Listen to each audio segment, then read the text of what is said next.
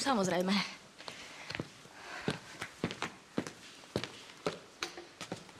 Jasné, že chce ostať u teba. Ja ju vychovávam. Ja sa o ňu starám. Ja ju vozím do škôlky, ja ju vozím k doktorom a ja jej 3-krát denne zabezpečujem teplé jedlo. A ty? Ty ju len rozmaznávaš a všetko jej kúpiš. Ale to nie je výchova, Milan. Vivien, choď do izby, prosím ťa. Ostanem u teba. Jasne, ja ti sľubujem, že ostaneš u mňa. Dobre? Ale teraz choď pekne do izby.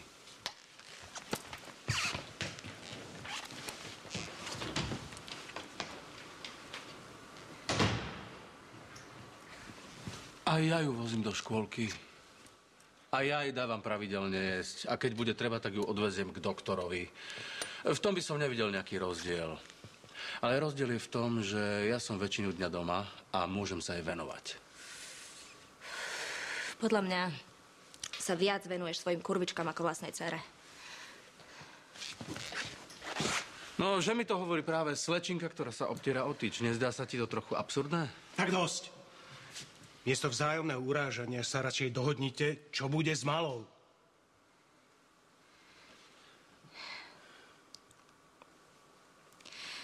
Vy ste sa už rozhodli. Ty si sa už rozhodla, Daniela.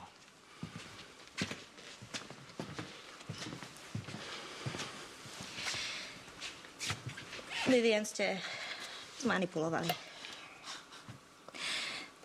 A nahúckali ste ju proti vlastnej matke. Fajn. Na selu ju odtiaľto brať nebudem. Ale píš si, že ti nezostane. Pozri sa, Daniela, kým budeš robiť tú prácu, ktorú robíš, tak nemyslím si, že by bolo vhodné, aby bola Vivien s tebou. Ty nie si ten, kto o tom rozhodne.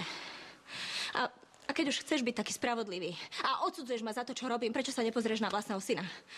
Ten si sem vláči všetko to, o čo zakopne. Netvrdím, že Milan je dobrý otec a manžel, ale snaží sa.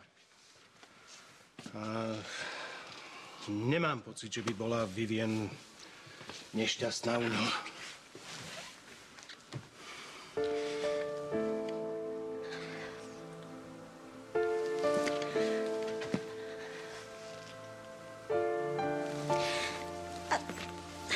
Čo mám teraz robiť ja?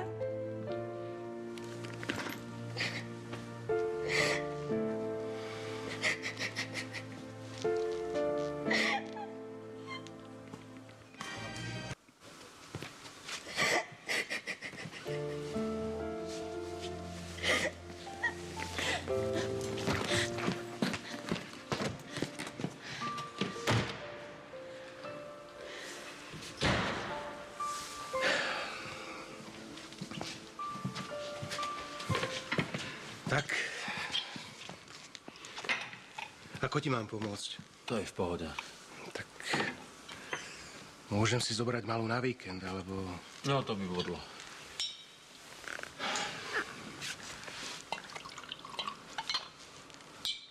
To bolo len divadielko, alebo plakala naozaj?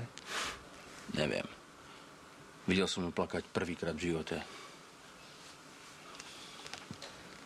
Ináč prepáč, že som ti neveril, ale... Nikdy by som nepovedal, že Daniela robí to, čo robí. Vždy som ju vnímal ako veľmi slušné dievča. Otec, ale to, že niekto tancuje v bare, ešte neznamená, že nie je slušný.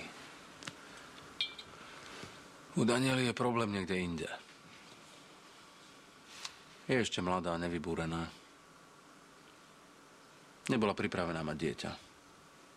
Chcela by stihnúť všetko, aj si užívať, aj vychovávať dieťa. Ale to sa nedá. Na druhej strane poznám aj ženy, ktoré nerobia nič iné, len vychovávajú dieťa a mám pocit, že ani to nie je žiadna výhra.